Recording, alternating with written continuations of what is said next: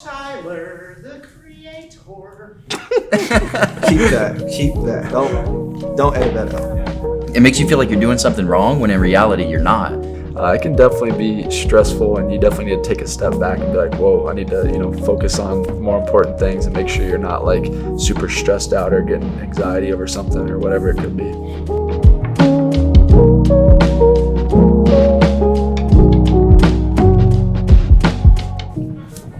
Hey, it's Luap the God with KCP, and I'm here with Gremlin and Slacked, and we are here to talk about mental health in the gaming industry.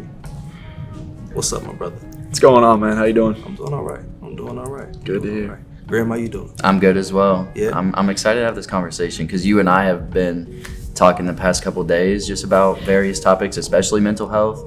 And I feel like it's definitely a topic that just doesn't get talked about. How many times would you say you've heard mental health and esports in the same sentence? I don't know about how many times. I've definitely heard it over my 10-year career, especially since the league franchise a couple years ago. They started talking about it and making it more of a serious topic, which is really good in the Call of Duty industry. So it's definitely something that needs to be spoke about more, and I think is a very serious subject with people spending a lot of time in front of a screen or streaming or whatever it could be. It can definitely, I guess, fulfill your time a lot and kind of make you depressed or whatever the emotion may be.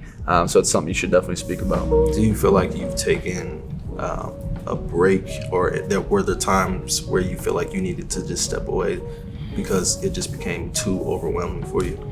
I wouldn't say specifically, for me, I can't really think of something that really I don't know, through my career, I guess, where I needed to take a step back, but there's definitely times where I noticed I'm working too hard, or I'm putting too much time in, or I'm spending too much time trying to stream and maybe, I don't know, just coordinate my life. Because when you think it's a grind being a gamer, right? You gotta wake up, you got a normal life. Most people have maybe a wife or a girlfriend or things that they have outside of the gaming world. Then when you're practicing, scrims go from 1 o'clock usually to anywhere from 5 to 6. Then most pro players play, I would say, anywhere from 8 to 12 hours. So that's a large part of your day. It can really consume you. And then if you try and have a normal life outside of that time, it can definitely be stressful, and you definitely need to take a step back and be like, whoa, I need to focus on more important things and make sure you're not super stressed out or getting anxiety over something or whatever it could be. Yeah. Absolutely. I think a lot of people notice that when you're on the grind like that and putting that much time in, that your physical you got to take care of yourself and get in the gym, but a lot of the mental stuff just goes unnoticed. And another thing too that goes hand in hand with the grind is if you have a really good month on Twitch, say 500 concurrent viewers, great sub count, whatever, and then the next month is cut in half, that just does your mental sucks, because it makes you feel like you're doing something wrong when in reality you're not. It's just that these people that are tuned into your streams, they have lives outside of their job too, whether they're streaming or creating content or everybody has their own stuff going on, so they can't be in your stream all the time. So it's not necessarily you're doing something wrong. It's just there's going to be up months, there's going to be down months. It's all part of the process. There's something to be said about checking in with your people. That's what I say. Always check in with your people, especially this time of year. Depression is at an all-time high at this time of year. Anxiety, suicide. I've seen on my timeline, it's just everybody. No, I don't want to say everybody, but a lot of people are kind of going through it right now, and I think it's a culmination of it's the end of the year, so everybody's has a million things going on at once, and then daylight savings time just ended, so it gets dark at 5 p.m. and I personally hate that, bro. It feels like by the time I end my stream, it's my day is over because I can't go outside, or I don't want to go outside and everything. So it's just a culmination of a lot of things going on right now for a lot of people that I feel it's hard to stay motivated through everything. You know what I mean? Was there ever a time where you just absolutely felt like you were just down and depressed and your anxiety was really high, and were there tools or were there assets or were there individuals that you could go to just express yourself? Yeah, there's definitely been times, obviously over like a 10-year career, like I said, there's obviously highs and there's always going to be lows. That's just how it goes. And I think definitely for like me personally, when I had 4 or 5 really, really good years with teams where we were winning championships, always talked about everything's good and, you know, everything's great when you're streaming and creating content or whatever. Then you have times where your team's not doing good. It's very stressful. Every day when you go into practice, it's not something where it's fun. You lose your love for the game because you're like, just always wanting to be better and pushing yourself harder, and you're putting in extra time and hours, and that can be really like hard on yourself. It can make you definitely, I noticed myself personally, like whenever things weren't going well, I'm upset outside of the game. So like even in my real life stuff, I'm not a happier person. Really for me, I try and take a break from social media. Whenever something like that would happen, I would try and stay off Twitter, stay off Twitch, stay off just things like that, and just focus on like my life and in front of me, and like talk to my wife or my brothers or something just like that, just because it helps me personally stop thinking about Call of Duty and my work and my job and stuff like that, and helps me think on, you know, positive thoughts on other things outside of that world. So I think it's very important to express those feelings and get them out, because like I said, when you're putting in 10, 12 hours and not seeing results, or when you're streaming 10 to 12 hours and maybe you're not getting as many viewers or not getting as many subs as you had the month prior, or it's dark outside after you're done streaming, it can be dwelling and very hard on yourself. So I think it's important to be able to talk to someone about that. You mentioned like practice not going well whenever like you come down from a winning team and now you're not doing so hot, and we use the term regain a lot. Like what do you do, whether it's in between scrims or in between maps? Like what is a short term like regain? Like what is something that helps you to regain before you go into the next series?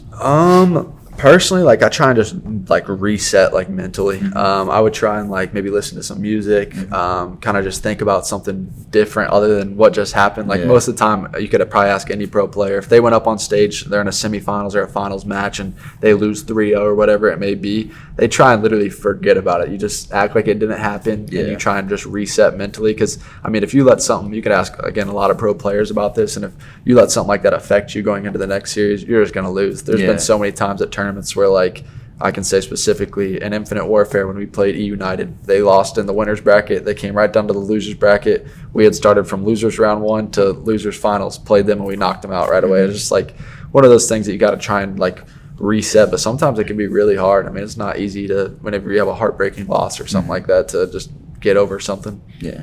I just think mental plays such a big part, because like at the top of any esport besides Call of Duty, like all the players are so good. You can pretty much put any roster of 4 or 5 together and they're going to be able to win, right? It's just a matter of like the chemistry between the players and then your mental, like how you feel going into the series, I guess. So I would definitely say that's over, I would say 60% of it is mental at least, because like you said, all at the top, all the players are really good. They're all really talented. They all can shoot pretty straight and do, you know, well. So it's a big grind, and definitely important to have a strong mental whenever you're doing something like that.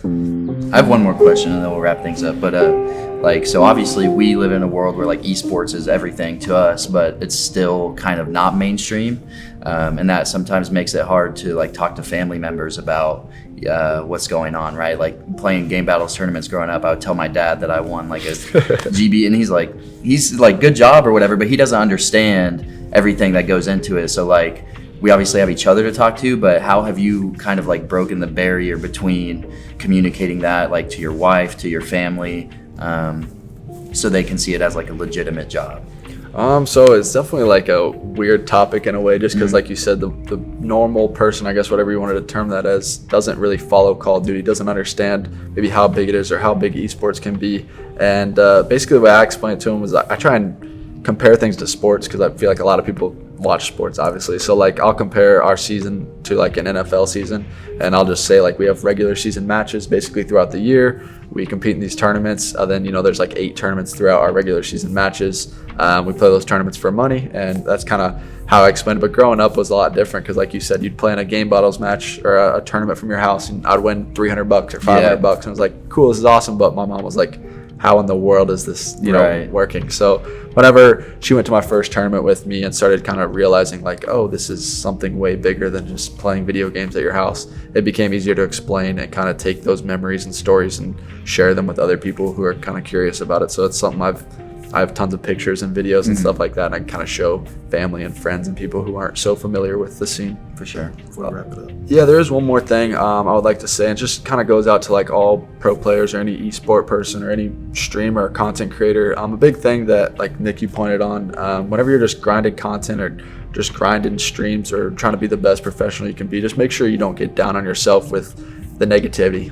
Whenever you're doing something and you're being successful at it, you're always going to have people that are not supportive or haters, I guess you would say.